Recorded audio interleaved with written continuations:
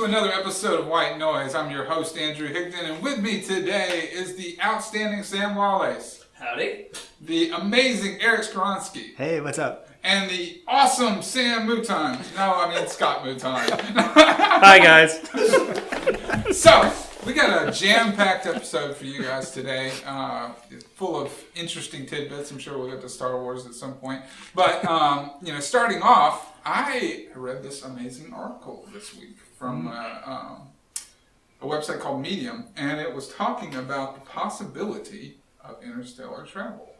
So I thought that would be a great topic to, segue as a main into our next discussion and how that relates to our favorite properties like Star Trek, Star Wars, Aliens, whatever, Interstellar, Firefly. the movie, like that kind of thing, how that kind of corresponds. And so what this article is talking about is all the technology that could be available to get us to the next star.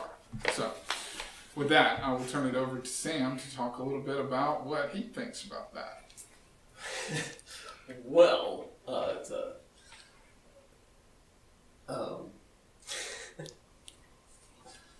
so I was watching some Next Gen earlier I'm today. in a Next Gen rewatch myself. And just, one of the things I was thinking about was communicating long distance. So this is, I was just trying to remember how they're, of course they have faster than light travel, but also their communications through subspace it's crazy fast if you can have a real-time conversation. They have communication relays and stuff yeah, like exactly, that. and all this stuff. And how the technology of your world or your franchise really dictates what goes on. Kind of like the Ender's game thing, right? Where their interstellar travel, it takes years and years unless you're the one that's traveling, right? Because you get the relativity going through. So you arrive in 4 months or a year. Everyone back home is 40 years older. Yeah, the fact that he is controlling those ships so that are left, The faster than light travel. So faster than light travel communication works that way in that universe, whereas in Star Trek, not an issue at all, right? The way it works, everyone relatively on the same time scale, which is much more convenient for storytelling. for a TV show. Right. Funnily enough, the end of this article is talking about what we're waiting on. Okay, so we have the ability to do light sail travel, as faster than light. We have the ability to do warp drive. If we were able to harness this stuff, antimatter drives, fusion drives.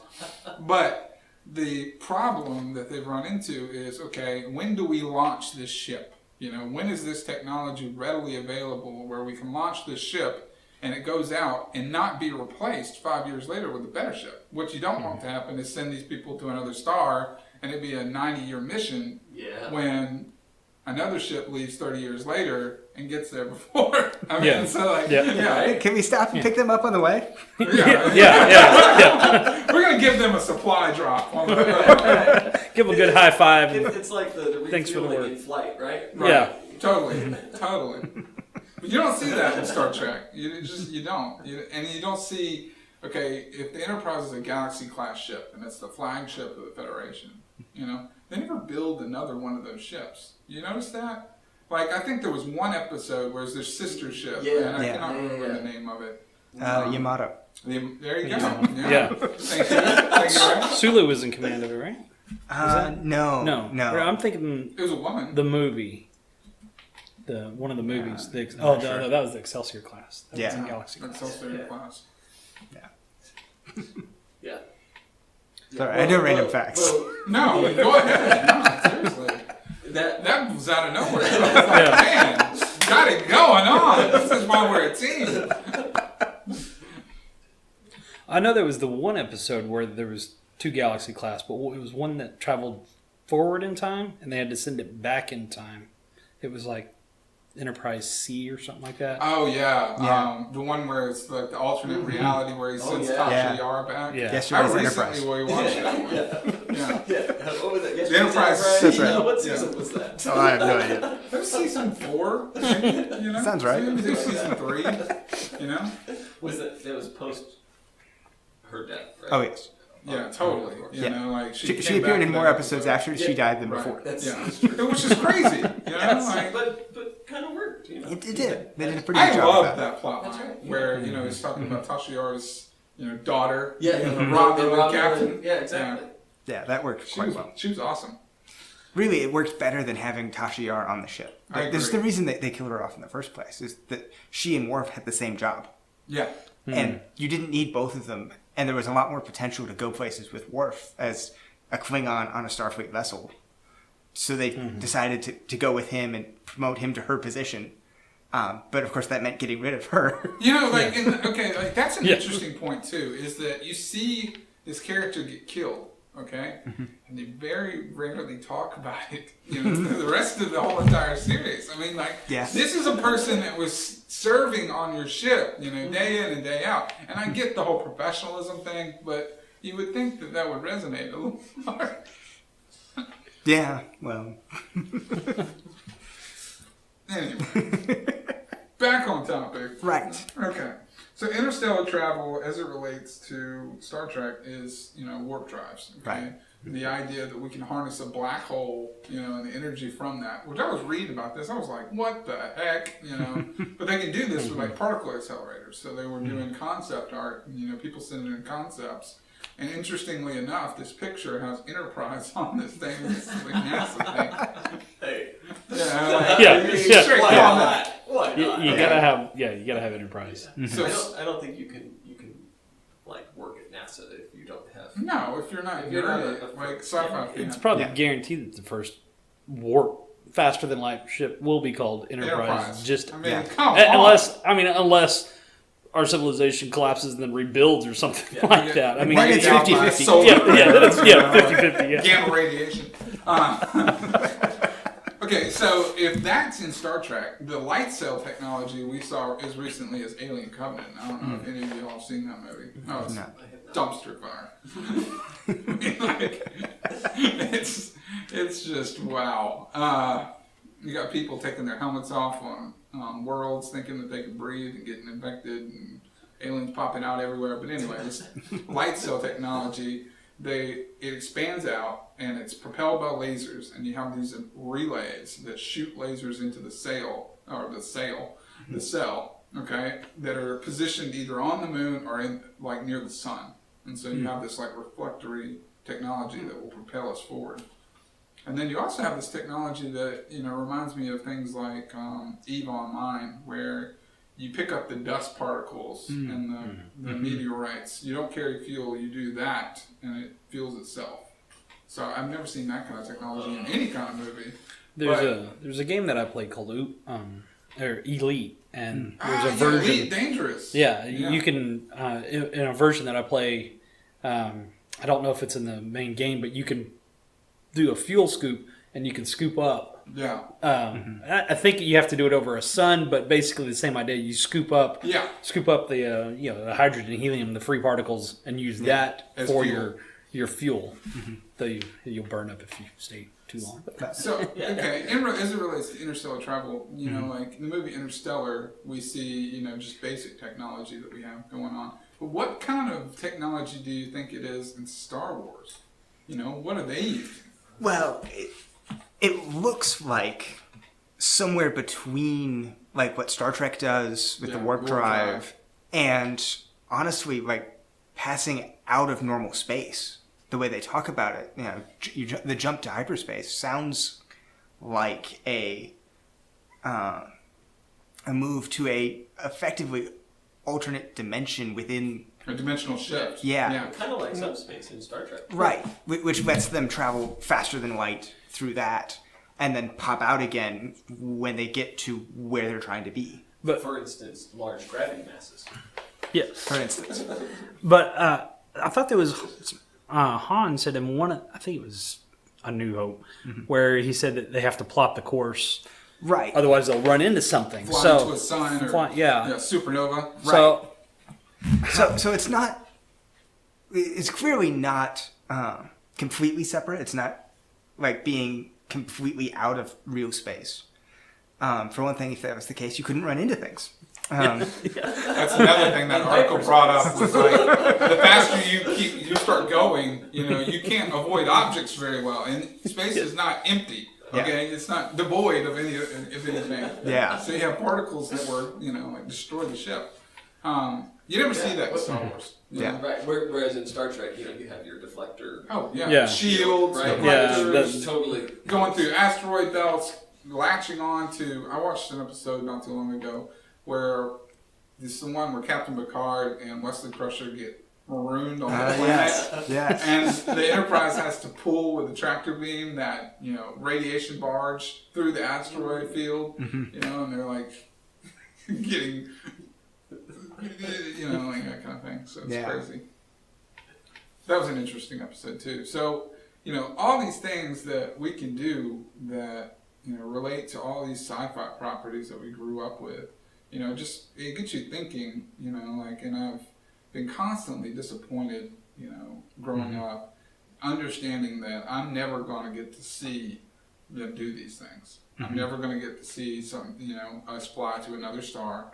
Yeah. We can't even get to Mars. We're not going outside of the solar system anytime When soon. was the last time we were on the moon? Right. Yeah, exactly. Yeah, we were supposed to be living there by now. Yeah, I was like, last millennium. Exactly. I was like, we should have gotten to another star a long time ago. Yes.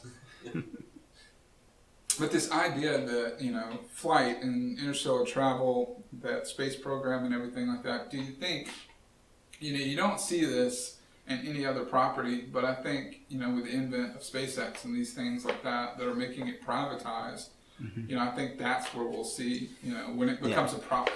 When it's, they want profit by it. Right now we're in a treaty apparently that prevents us from igniting nuclear weapons in space, so we can't use fusion to power these drives. We have to do, and there's a rocket equation that talks about how much fuel you need in mass as opposed to the ship to propel yourself out of the atmosphere. And right now it's like somewhere at like 75% of the ship has to be fuel. With our current technology. I know. So like you imagine and you wonder why those things are so small. But that's why. Yeah. You see the shuttle. Yeah. The tiny little thing on top of the giant Apollo tanks. on the huge. Yeah. Right. And that was to get us to the moon, was that huge of a ship. And I've seen some of SpaceX Future's rockets to get us to Mars, and they're massive. They dwarf everything else. They were talking about if you were using nuclear bombs or rockets to get to the next star, you would have to have a rocket that was bigger than the observable universe. Okay then. Wait, Yeah. and then you could, To carry enough fuel, food, whatever, Book a flight tomorrow. Yeah, exactly. everything you would need. Right. Have y'all seen The Martian? No. What'd you think of it? I really enjoyed it. I did. The picking him up at the end, that's really there just for all the action. Right, we can't have a story where he dies. Yeah, that would be. But We're gonna spend the entire movie on Mars making it and then dying. And then he dies at the end. I don't know. Pretty cool. They have a certain amount of compelling. Braveheart, yeah.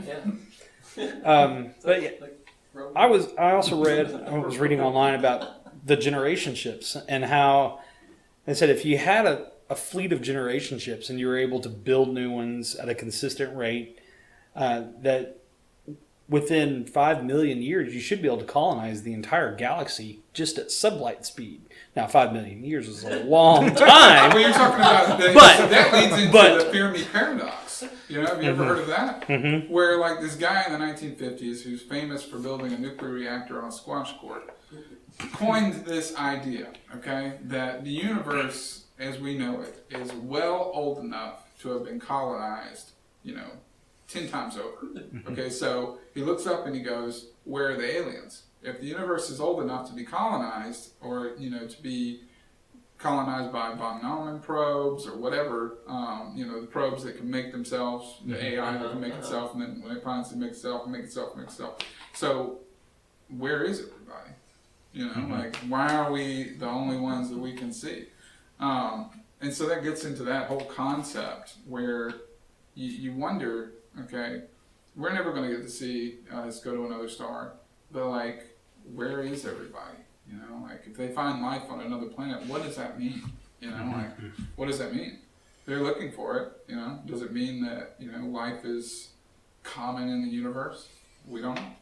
If this was Star Wars and Star Trek, we've seen so little of it. If this was Star Wars and Star Trek, we can definitely say so. You know, I don't think we'll find. Obviously. I don't know if we'll ever find anything until we start actually getting out there ourselves. I feel like sitting in our little corner over here, it's pretty remote as it is. Obviously, we have to achieve faster than light travel before the aliens Make prime first directive. contact. Exactly. Right? They're not going to make contact. That or the von Neumann probes Yes. extinct us. It's because we're not advanced enough, so they can't mess with us. Or the AI comes in and destroys us. And Yeah. there's no existence of Right. us. Well, there's always that, like in the three body problem, I saw Independence Day. where you know you discover that there's aliens out there, Right. and as soon as you do that, they invade. Yeah. Like, oh, good. There's They know we're here now. yeah. Hey, there's someone else over there. Let's go take what they have. It's like, aha. So the world is like, I've been watching so much space stuff, guys. I mean, like, just my mind blown. Okay, that the world is created, right? It is completely in the right spot at the right time with the right atmosphere, with the right conditions, with the right people, with the right age, and you're just like, who made all this stuff, man? Like, okay, like. Who made it? I mean, like, if you don't believe in God, then I don't know what to tell you, man. I really don't. Because everything, you know, like, that they say in science, hey, there's a Big Bang. It was made by this. It's this old. Who the fuck made it? You know, like, excuse my language. Aliens. Obviously. Well, it doesn't help the problem. Who made the aliens? Right? That doesn't Or- help. At some point along this, That's right. this Step spectrum, one. something was Step created. 1, make people. Step 2, Or step we're 3. the other idea is we're in a simulation, and we're Yeah. just a simulation built upon yeah. a simulation and built Right, upon a simulation. The like Matrix. like that episode with Moriarty in Next Gen. Right? Yeah. Every time someone tries to leave the holodeck, Where he just makes deep that inside. lever that stops the Enterprise, you're like, what? Come on. Computer and program. Our problem solved. Now, anyway, we're getting a little off topic, but that's not bad. Yeah. That's not a bad thing. So, final thoughts on interstellar travel as it relates to, you know, Star Trek, Star Wars, that kind of thing. Well, I don't know if this is relating to that, but It's okay. We get off topic here. yeah, but it is somewhat. So if you look at just rate of technological advancement in the last 100 years, I mean, it's insane. There's really no way to project, can we keep that up or not? Right. Because these conditions have never existed before. How many times in the last 100 years has official thought said, yeah, and we're going to burn ourselves out of this in 10 years? Yeah, exactly. You know, Yeah. Well, we the now have. planet will be dead in 10 years. Right. Come on, We don't know. We don't know. So, you know, our lifetime. Who knows? There's a chance. I'm going to be here for a little while. Yeah. I mean, right? I mean, you know, we can all be frozen and. Yeah, because that's another Altered issue. carbon, you know? Well, yeah, and I had read recently that I forget which famous scientist said this, but he basically said that there's a person living today that will be the oldest living person ever, at the rate of which medical advancement is advancing. Yeah. Mm-hmm. And of course, you're going to have a lot of money to be able to pony up for that kind of stuff, probably. But I live in Canada. yeah, we're in Canada. Or live in Canada. Free healthcare. But that the person that there's somebody alive today that will probably be the oldest living person ever with this. So, but whether that's cryogenics or some kind of something else, faster than light travel. We don't know. Yeah. With relativity. That is an interesting point to segue back into space travel. A lot of sci-fi settings that go into space travel have an intermediary step before you get to like Star Trek, where they're just going wherever they want, which is the development of cryogenic travel, where we're going to freeze everybody and launch the ship, and the ship is programmed to wake them up when we get there. Right. And I think it's interesting to look at how close we are to that technology. Yeah, and it did talk about that a lot. Yeah, as a,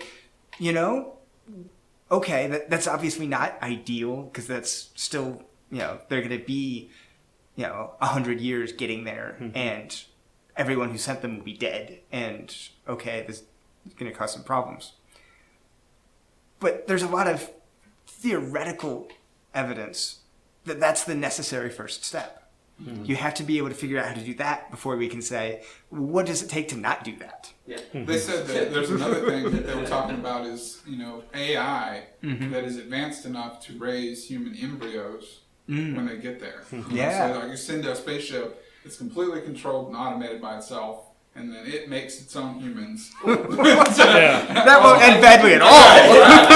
Imagine that going back. What? It makes its own humans. Can you imagine? You're like, wow, how did I get here? And the computer tells you. What the mind blown? Computer, where do babies come from? But that's okay. The advent of technology now is gone crazy. We have in our pockets and smartphones. Getting flashes of Futurama and them being rebirthed. We have in our pockets and smartphones the technology that sent us to the moon.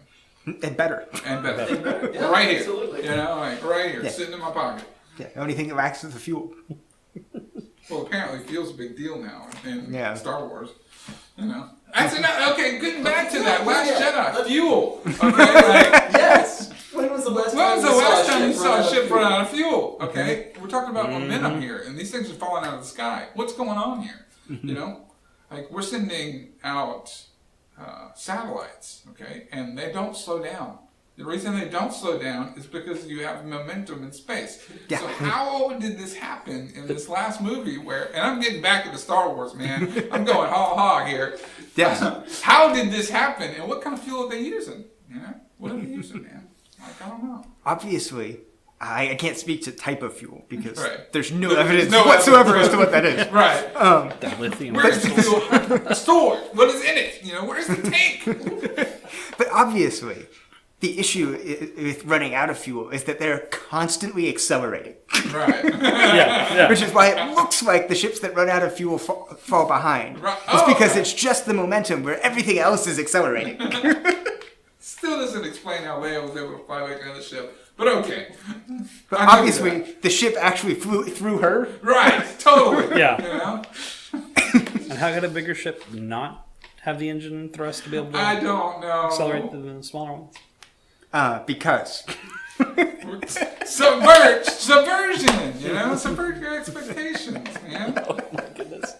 Did anybody else think that when, like Rey walks up that hillside and it continues that shot that was just so powerful in The Force Awakens, she hands Luke the lightsaber, throws it over his shoulder. I felt like I was watching Saturday Night Live. Like, that's just a skit.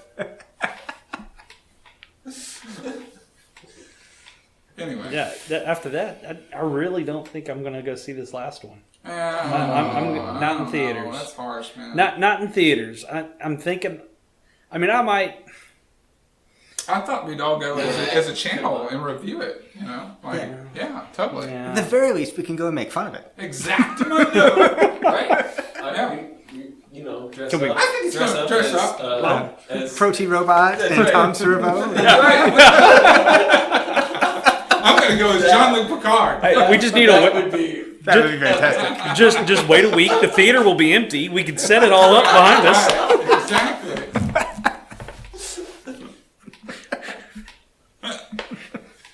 But I still don't know. All right, so okay, we're gonna get back into the fuel. I'm coming back around to this topic, right? Yeah.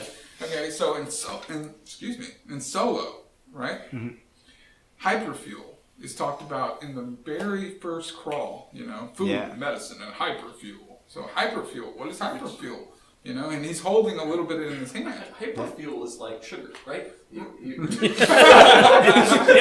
what powers these You give it things. to kids. Yeah, right. Pure cane sugar.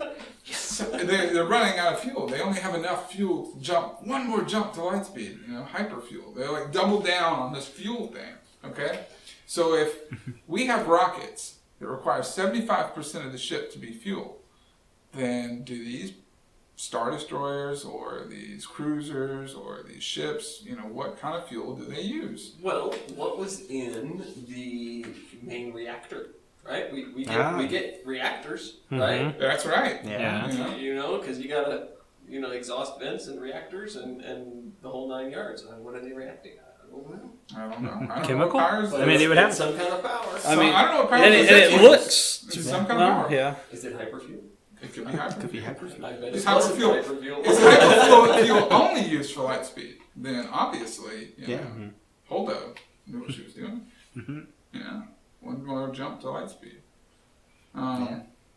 So that's what's been on my mind this week is this whole fuel thing, and you know, what kind of fuel do they use? Okay, Star Trek, they have the warp core. Yeah. You know, the warp drive. They don't use fuel. They create their own energy. You know, the warp drive creates its own energy. I was watching Starship Mine last night. You know, with the Barian Suite, where Picard is like, that episode was awesome, and they have I remember that. beryllium, you know, Yeah. off of the warp drive. You know, it's like highly volatile substance that is a waste product of their Carried around. carry around a little canister, thing. Yeah. like an air compressor. Yeah. Thing. Yeah. With a little doohickey on top to keep it from exploding. Right. Very They kind important. of gloss over the fact that Picard kills everybody in their team. Yeah. they kind of gloss over that. The other captain leader kills one of them. So That's right. Yeah. You know, Yeah. off screen. You don't see that. Off screen. It's all off screen. And then blames it on the sweep. You know, Right. the sweep. Barian Suite. Got it. Got it. Yeah. Well, you never see what happens to that other girl that was in 10 Forward. You know, like, and I was watching it last night. I was like, did she die? Obviously. They didn't show it. They didn't show it. What happens is there's the fire explosion and she falls backwards and is never seen again. She explodes. And how did Tuvok get off the ship?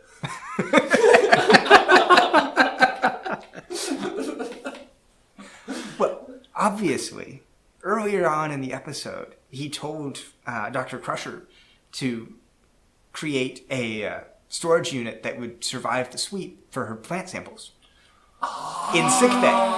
And he did take that guy to sickbay. So obviously, that guy was stuck in that storage container. Obviously. Everybody else does. Genius. The field diverter. You know? Yeah.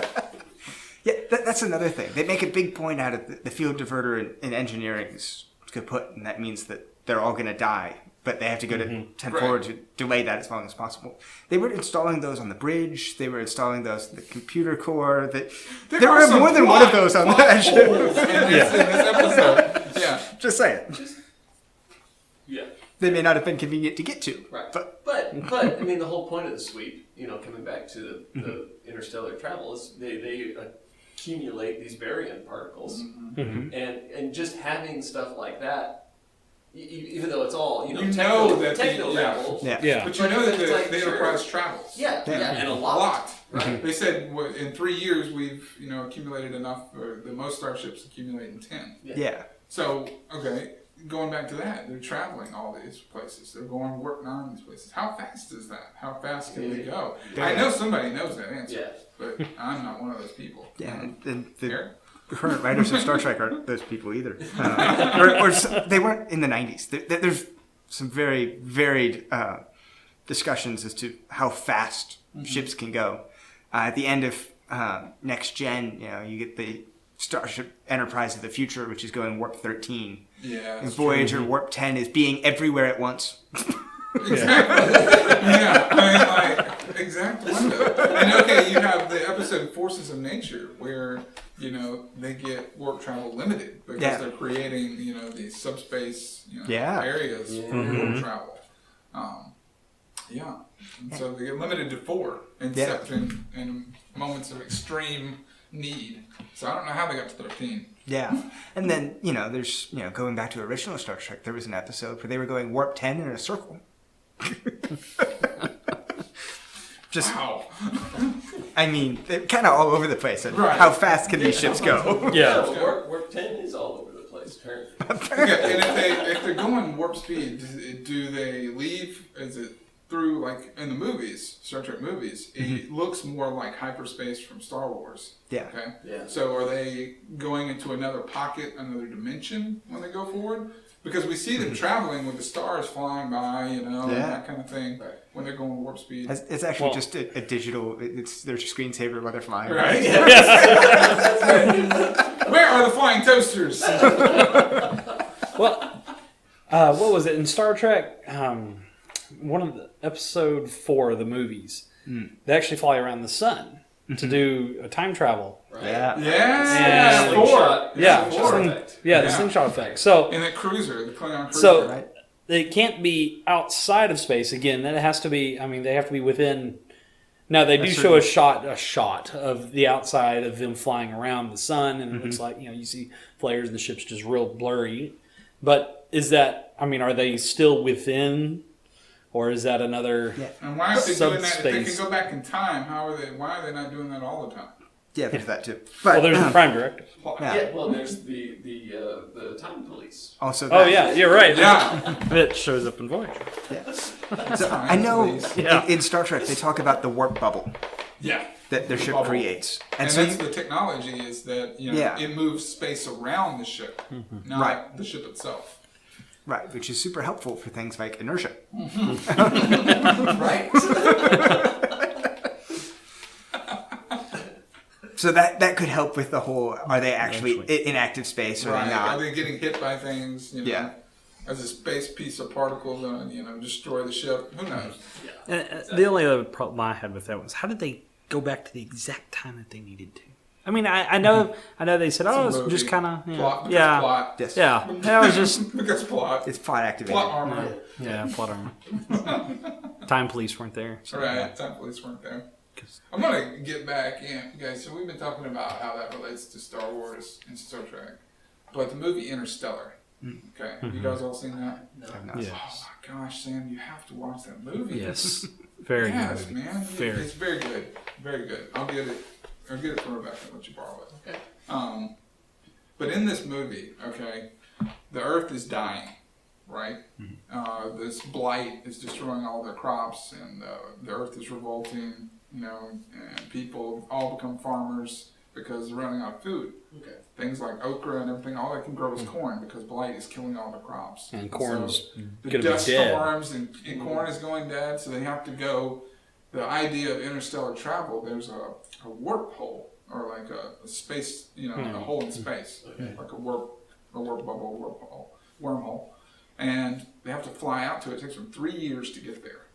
Okay, and they're in cryosleep the whole time. And then apparently behind this warp hole is 3 possible habitable planets that they have then sent people before them, 10 years before them, to explore.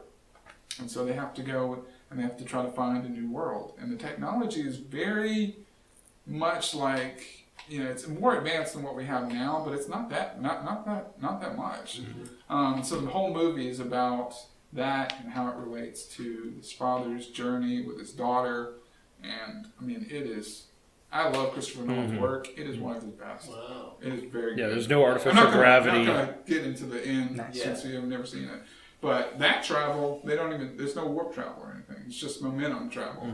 They have this ship that's like a space station, and they have the whole thing with embryos that they can raise when they get there. Right.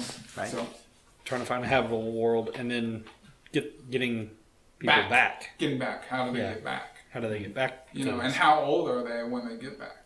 Yeah. Like that's the whole thing. You don't know. And so he sets off on this journey while his daughter is left home to try to figure out how to save humanity. And it's this whole journey. I mean, it's a freaking amazing movie. It's one of my favorites.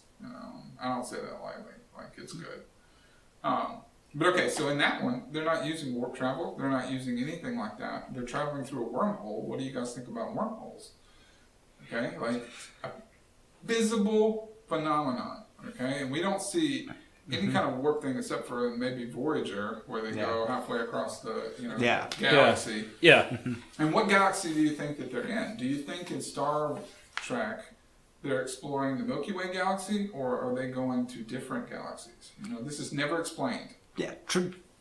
I mean, obviously they're in the Milky Way galaxy, at least Because of some, Earth. because they go to Earth. Yeah. They talk about it like they're exploring a galaxy for the most part. There are a couple of spots where, like in the Next Gen episode with the Traveler, where they talk about being... Where no one has gone before. Where no one has gone before.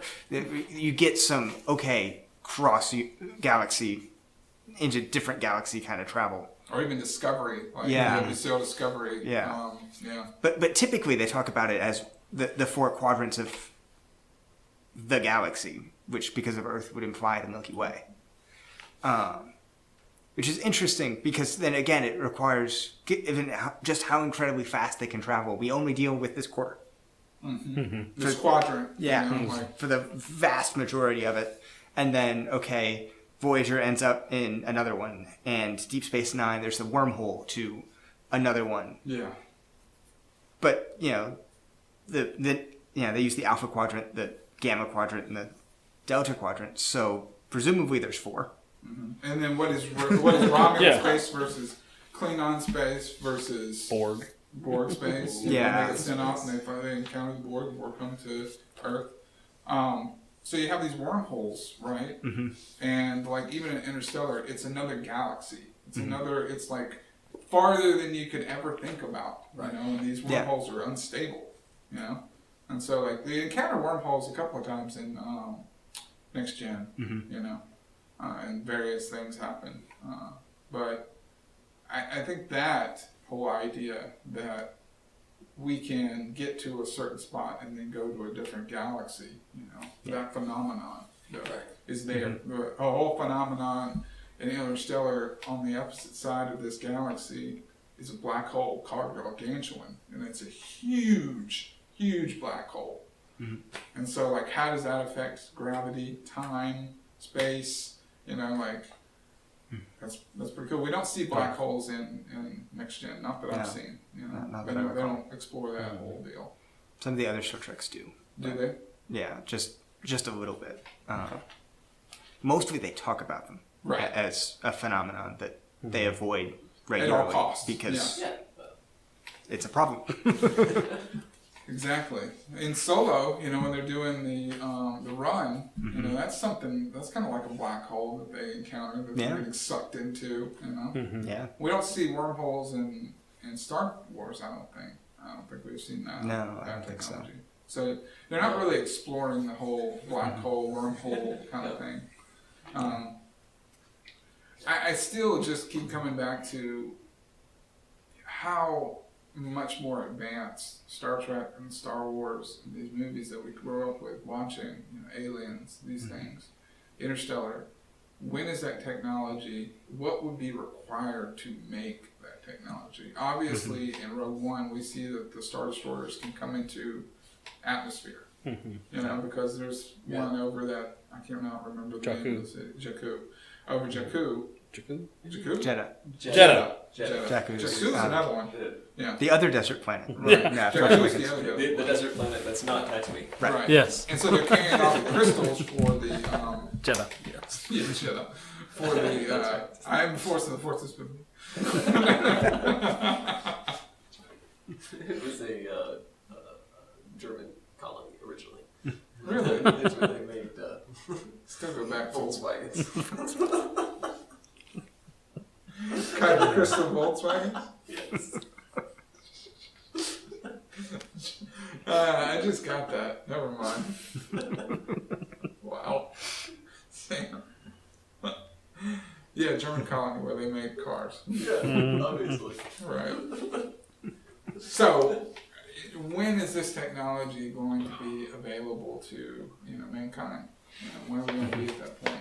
These idea we have of sci-fi where we can travel, Ender's Game, all these things that we think about, traveling to different stars, we imagine these things.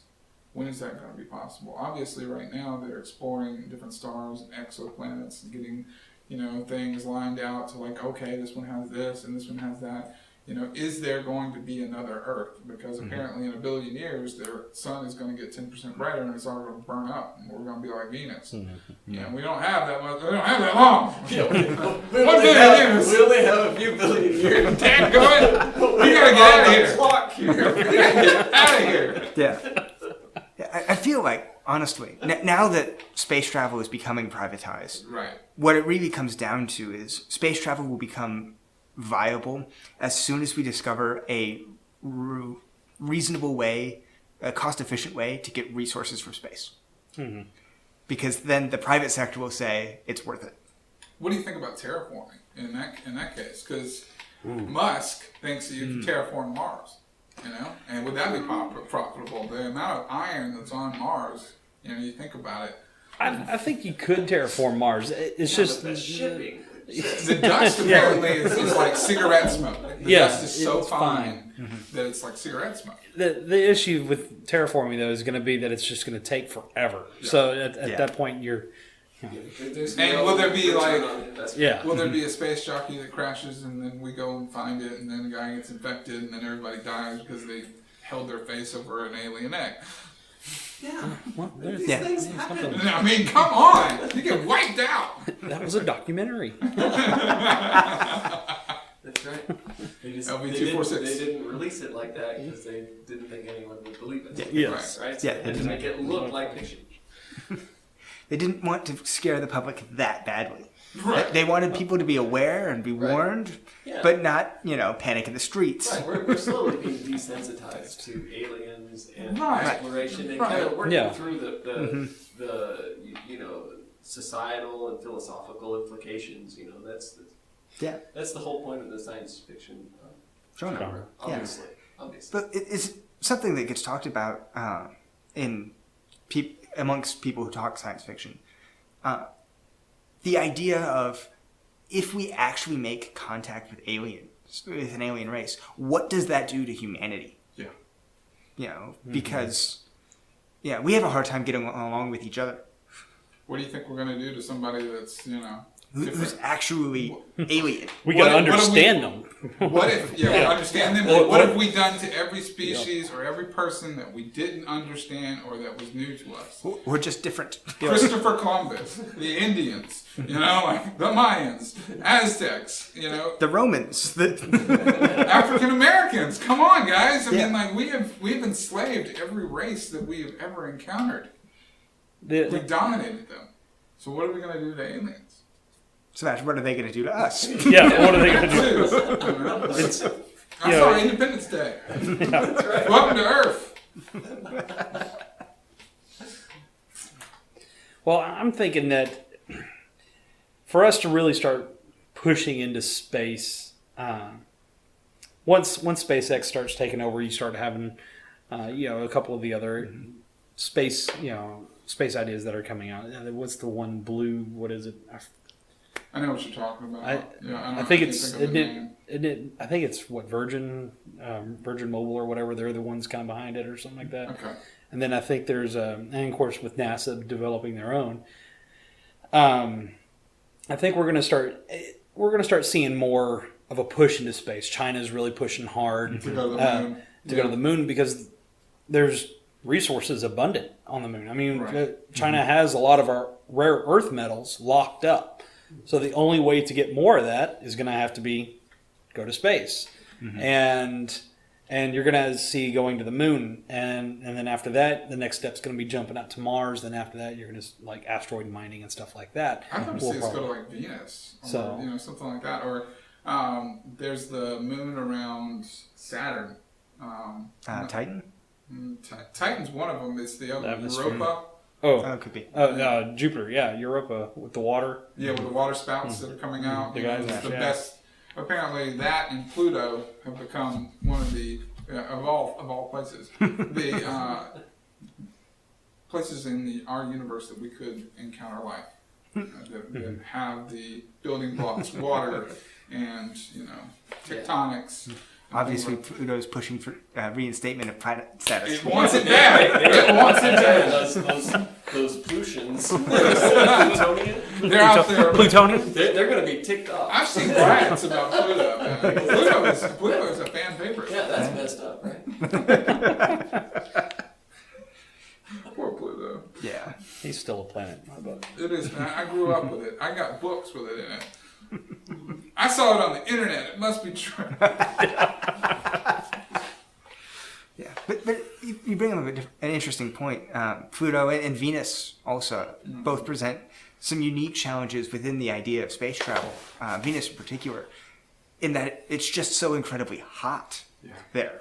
Where typically we deal with space travel, we have to get through how incredibly cold it is as we move away from the sun. Well, I read at one point that Venus in the high atmosphere is habitable, 70 degrees. If you could, if you could do it, you could just if you floated above the Methane. You built a cloud city. the acid bath. Lando moved to Venus. There you go. Yeah. So basically similar. And then you just, I knew it. I guess, harvest those. You could harvest the atmosphere slowly to terraform it. Yeah. But of course, there's the whole rotation thing. That's a little problem. But Yeah. You just have to have a moving floating city. Obviously. yeah. Yeah, because I know we've sent probes and stuff to Venus, and what happens is they land, we get some telemetry, and then they melt. Exactly. Yeah. So we're going to want to fix that before we start sending people. Says, wow, it's hot here. Off the charts. Off the charts melting. I think it's like 300 degrees.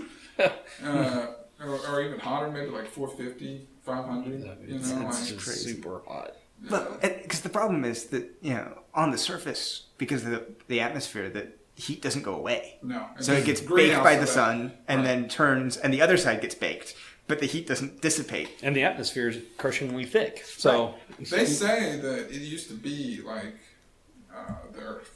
They used to have water. They could possibly have had, life. And, S8 molecules are what they were talking about. And the atmosphere could possibly be used by organisms to survive. It presents itself as, a kind of armor against acid, sulfur, because it's like sulfur acid rain on the planet. Not Because the temperature in a crushing atmosphere is not enough. no, we need acid rain. let's try Mars first. Let's give Cigarette our smoke bases a versus go. Acid rain, Then we could try maybe the Jehovah moons and whatnot. There's the whole It would be radiation cool belt to for go to them. Mars. I think it would be cool. I'd like to go to another planet. I really would. Yeah. Did you ever see the old Disney movie Rocket Man? Oh yeah. The Rocketeer. I've seen the Rocketeer. Okay. No, this is It's slightly different. This is different. No, I never saw it. Oh, it's funny. Is it? Yeah. It's another. They sleep the whole way there. Right. Well, most of them Well, sleep. Except that's the for- idea. Except for Yeah, our hero, who sleeps for 13 minutes and then is awake the rest of the 4 months by himself. Rocket Man? Rocket Man. I have to watch It it. is worth watching. That kind of reminds me of that one Jennifer Lawrence, I think. Passengers? Passengers, yes. Good movie. Where he wakes up mid-flight and he doesn't know. That's another his- Interstellar. Like, okay, he was asleep. Lifetime ship, Yeah. and they paid to have different carriages. It's very Titanic. Yeah. Ship getting Yes. destroyed kind of thing. It was a good movie. It was a really good movie. I enjoyed it.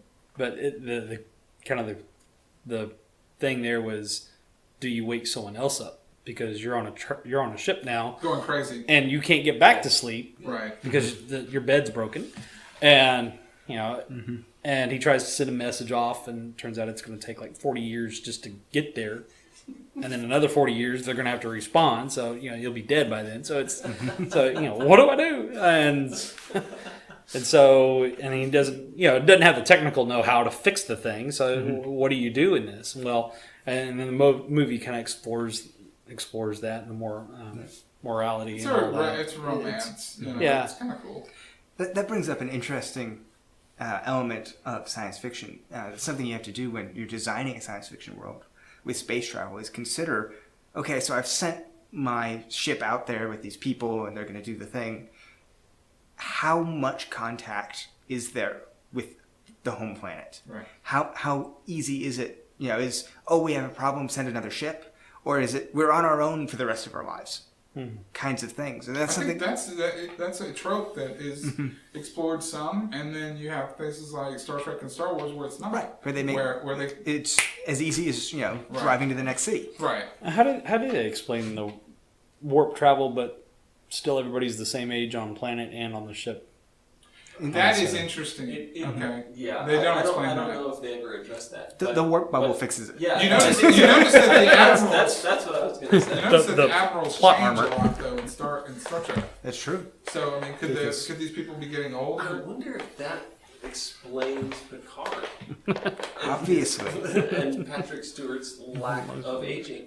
Dude, he's coming back, man. He is coming back. I am so stoked. Yes. And faster than light travel Right. this whole Think time. about it. why He he hasn't hasn't been, aged. he hasn't been They Picard. bring him in Like, to do how a does movie. I mean, To like, do a how's movie, he, yeah, wow. how is he not aging? He looks the same.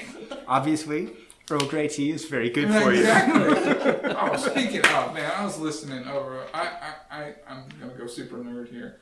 I subscribe to Trek FM's Earl Grey, which is a dedicated podcast to the next generation, and it is so freaking good. I mean, like, I could watch Next Gen for the rest of my life. Like, it makes me happy. Okay, like that show makes me happy. You know, like I get so into it, I start jumping up and down. You know, like it's great. So I go and they talk about all sorts of different stuff. And so like favorite character moments, things like space travel, and interestingly enough, they had one a couple of weeks ago that was about that concept about warp travel and what warp travel does and how these people age and stuff like that. Does it happen? You know, like in Star Wars, do they age? You know, when they're traveling faster than light, you know, how fast is that? We don't know.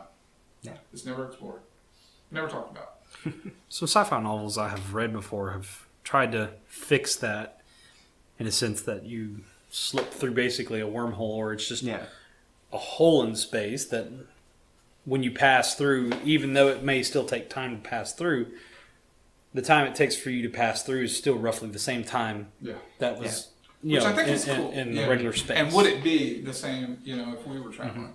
You know, you have that different medium, okay? So Star Trek, Star Wars, it's instantaneous. You know, people don't age, all right? Or it's just like a day, or, you know, we're going to get here in a couple of hours or whatever. Right. But then you have things like Passengers, things like Alien Covenant, where they're cryo-freezed, you know, where that technology is not that advanced, where they're like sent out, and yes, 40 years it's going to take to send a message, you know, like we're out here on our own. Yeah. We have found this planet, we're going, Right. you know, and we don't know, we're pioneers, and we don't know if that planet's going to be habitable, what's going to happen, you know, like, Yeah. we don't know. You got to bring your own set of laws, rules, constitutions, and whatnot. What Because happens if somebody goes you're crazy? not, you know, you're not going to have, since you're not going to have contact basically with Anyone. the old world, as you can think of as And okay, how does that relate it's to just- society? You know, Yeah. like if we're not the United Federation of Planets here. Okay, so Yeah. if we got all these passengers, what government controls them? whatever Whatever government- you whatever you wanna say. establish. Yeah, you say, it's like there's a Doctor Who episode, because we haven't talked about that yet. Doctor Who, yes. Where in the new series where the Earth is going bad or just getting destroyed or who knows. Are you talking about the new Doctor? Is Uh, that out yet? Lost not in the Space? newest one, but Okay. this current Peter run of the Capaldi? series. No, it was actually Matt Smith's episode, one of the early ones for him. But the response was a bunch of different nations built their own ship and went into space, and they went into space as countries because that's the kind of ships they were. And they talk about, of course, the ship they land on is the Britain ship because it's Doctor Who and that's what they do. But they talk about specifically things like Scotland built their own ship because they didn't want to be part of the UK anymore. That's That taking is Brexit technically to Yeah. a whole new level. Yeah, wow. But that's true. You know, like are the Chinese going to send a ship into to Proxima Centauri? You know, on They their get there own. first. And they They'll get there be first. They'll own that Planet China. Yeah. And here's the other question though: if it takes years and years and years to get there, will those people still be what we consider Chinese by the time they arrive? I don't think so. Yeah, it's the same with the robots growing their own humans idea. Where do babies come from? It killed me, man. It killed me. But what culture did those people have? Yeah. That would be an entirely new society of humans. How are they educated? Yeah. And what are they educated with? Whatever they get, the robots are programmed them in, you know? Yeah. And okay, if you're growing humans, what are you growing? You know, like who are you growing? Sheep. Sheep. Yeah. Are you growing? Colonists. Are they real humans or are they artificial? Yeah. Oh, now we're getting into a whole nother topic, man. So cloning. Transporter technology. Yeah, what is up with that, man? Wait. So if you had a signal strong enough with a transporter, could you beam it out into space, let it just travel, and then you could reappear, say, on the other side of the galaxy and still be the same age? Star Trek Into Darkness, maybe? The guy goes to the Klingon homeworld from Earth. Are you kidding me? And Yeah. you're like, Obviously, what Star Trek technology has demonstrated through the various shows about transporter technology is that it is effectively cloning you. Which means there is no reason anyone should die. Rascals.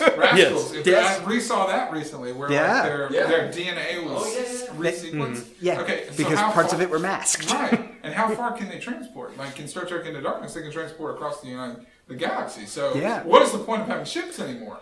That was a plot hole in a plot hole. I had seen a show that talked about transporters and how they are the probably biggest killers in the Star Trek because they take you and they break you, kill you, and then they just reform you somewhere else. Now that just means you're basically a clone that had the previous memories of just as you died, but you are no more because there's the breaking consciousness. Mind blown.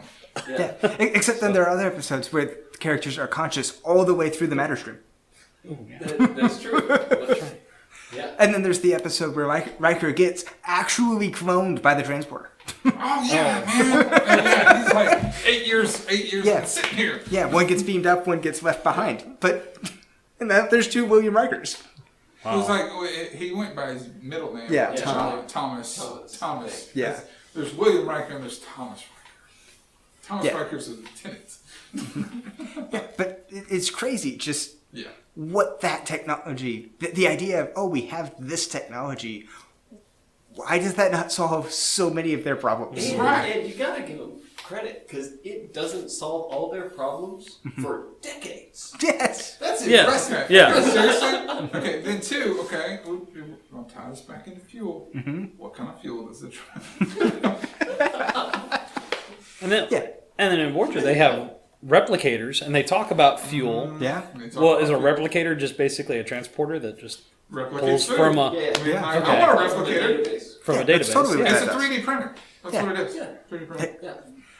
And then you get all of the issues with the holodeck and the things that you create on the holodeck, you can't leave the holodeck because they're not real. But how big is the holodeck for real? Okay, It's like a walk-in closet. Yeah. Right. And how is that different than the replicator technology? Right. Yeah. Couldn't you just be replicating all of those things? Right. Yeah. And then it's no different. You can go swimming on the holodeck. How does that work? And you walk off the holodeck and you're still wet. Right. What is going on here? See what you did there. You better change back into your regular clothes before you leave the holodeck. Yeah. Those trunks are... Oh, don't walk out the door or the archway. Are you talking about X-rated holodeck? Well, it just kind of went there because if you're wet, did you put on swim trunks and walk in, or did you walk in and then just say? I once But did. you totally see that, right? Like Data and Jordy, right? They go do Sherlock Holmes. They come to the holodeck dressed in character. Right. Yes. So they must have replicated those. Somewhere else. Somewhere Same thing else. with Picard, Yeah. and Guinan comes in with that, Totally. So It's like you're gonna wear real clothes, because if you wear holodeck clothes, that doesn't work out so well. Yeah. Not gonna work out. The power goes out. Program off. Because that's the other thing. The holodeck has safeties, which never work. Ever. Have you noticed, a fistful of datas? Yeah.